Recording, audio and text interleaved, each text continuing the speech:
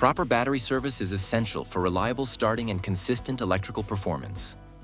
In this procedure, we'll walk through how to replace the battery on your Can-Am Outlander. Before beginning, apply the parking brake, turn the ignition off, and remove the key. This procedure requires basic hand tools. The complete tool list is available in the video description. Access the rear right-hand side of the vehicle.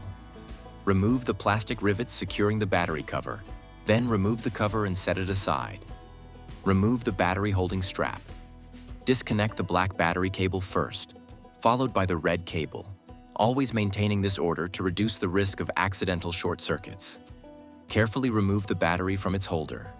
Clean the battery housing to remove any dirt or debris before installation. Insert the new battery into the housing, ensuring it is fully seated. Reconnect the cables, connecting the red cable first, followed by the black cable.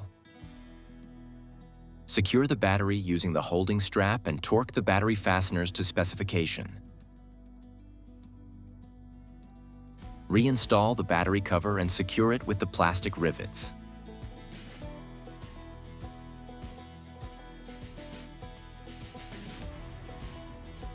This completes the battery replacement procedure for your Outlander.